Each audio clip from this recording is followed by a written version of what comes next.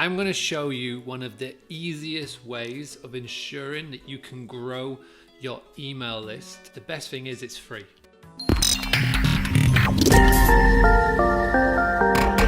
Why do Booking.com, Airbnb, TripAdvisor rentals, holiday lettings, and all the OTAs never actually share with you your future guest's real email address? It's because they want that data, and they know that if you get their real email address, then they have then the ability to book with you directly. So what they do is they do this. They send you a masked email address. Masked email, which basically means when I send an email to this guest, it will get forwarded to their real address.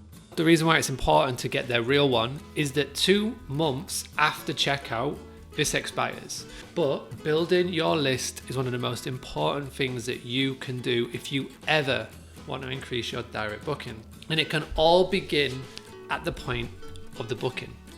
So as we all know, I use Free to Book for our property. Doesn't matter who you use, you will all get the same information fed to you. So we're going to start off in Free to Book, and then I'll show you the exact same tactics to use in Airbnb. And then Airbnb you can pretty much mimic for any rental site. So for the point of data protection and security, I have gone and done a search for well over a year ago, and I'm going to focus on a guest that cancelled the stay.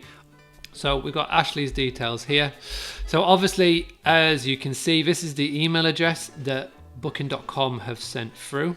The subject heading won't say cancelled, it will just say booking or something like that. And again, that is already pre-filled in by Free to Book. You can substitute Free to Book for your PMS system, but you've got the ability when a booking comes in to send your potential guest an email just to confirm their stay. If you are fortunate enough to have automated emails, then you can sit back and relax, but you need to set it up. So what you need to do is you need to go to your preview section, your template section, and you will need to create something that looks similar to this. So with Free to Book, that is done in the email tab. With Tokeet or Vivo or the rest, that is done in your templated tab as well. This is the email that we send every guest. So I'll read it out to you. Hi Dawn, just to confirm that you've booked for one night, and this is all formulated.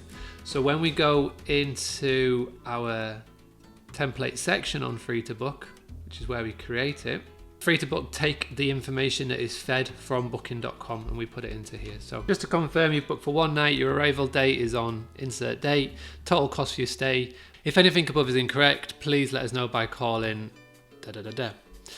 please can you let us know if you'd like to eat with us on the day of arrival, as we cannot always guarantee a table. This is the important bit everybody can use. So if you have booked it directly with us, your check-in time is any time after 1. If you have booked your stay with us via a third party, your check-in time is any time after 3 p.m. Now this is optional but important. And then we finish it off with, if you would like to request an earlier check-in time, please contact me directly on 870026.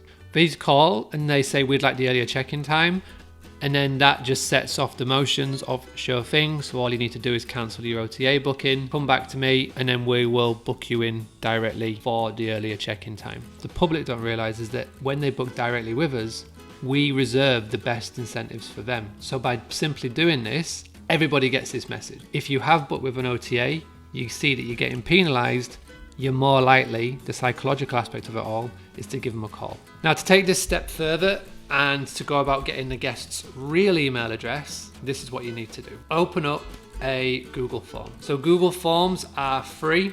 You can create a Google account with any email address. You don't have to have a Gmail. With all the templates, you can either choose blank, or if you really want to, just click on contact information. The document will load up, and the first thing that I always do is change the contact information to guest details. Every bit of information below this is what the guest sees. So I would put maybe in here the granary guests, check-in information, and then you'll have name, email address, phone number, comments. If you wanted to change anything or add anything, you've got all the little tabs on the side.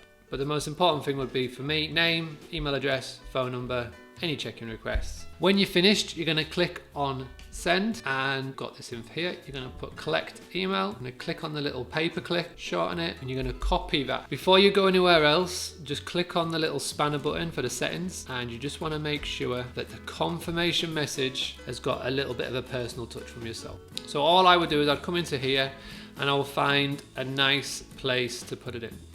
Before you go any further, please click this link, insert it there, and fill in the form. This will ensure your check-in is as smooth as possible.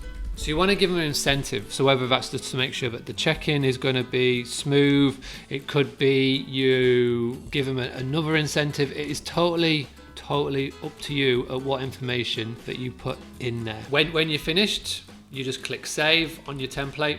That is all that you would need to do. So if you've got Book Alert, if you've got Super Control, create a template and off you go. With regards to Airbnb, with the data that Airbnb give you, they just give you their phone number and the check-in date. If you want to communicate with the guests, you have to send them a message. What I would recommend is storing your code from the Google form, the link, put it somewhere safe. When a booking comes in from Airbnb or for TripAdvisor and you have to chat via their extranet, put that in there and off it goes. If you were to ask them in here, so as soon as you mention in an Airbnb chat, can I have your email address? Airbnb will flag that and ban it, because that's what their super computer system, their algorithm will pick out email address. Can I have your email address?